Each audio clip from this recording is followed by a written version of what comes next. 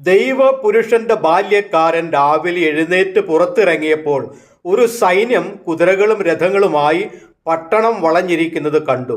ബാല്യക്കാരൻ അവനോട്, അയ്യോ യജമാനനെ, നാം എന്തു ചെയ്യും എന്നു പറഞ്ഞു. അതിനവൻ, പേടിക്കണ്ട, നമ്മോട് കൂടെയുള്ളവർ അവരോട് കൂടെ ഉള്ളവരെക്കാൾ അധികം എന്നു പറഞ്ഞു. പിന്നെ എലീശ പ്രാർത്ഥിച്ചു, യഹോവേ, ഇവൻ കാണത്തക്കവണ്ണം ഇവന്റെ കണ്ണു തുറക്കണമേ എന്നു പറഞ്ഞു. യഹോവ ബാല്യക്കാരന്റെ കണ്ണു തുറന്നു.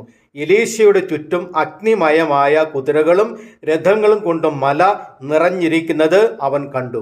രാജാക്കന്മാരുടെ 2-ാം പുസ്തകം 6-ാം അധ്യായം 15 മുതൽ 17 വരെയുള്ള വാക്യങ്ങൾ.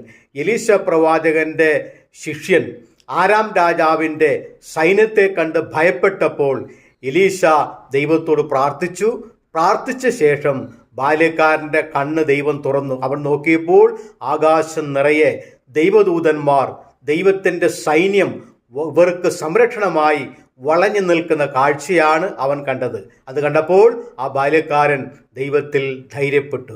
ദൈവത്തിൻ്റെ ജനത്തിന്, ദൈവത്തിൻ്റെ മക്കൾക്ക് സ്വർഗീയ സൈന്യത്തിൻ്റെ സംരക്ഷണവും കാവലും എല്ലായ്പ്പോഴും ഉണ്ട്.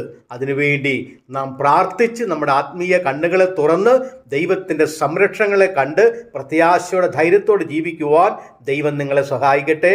ആമേൻ.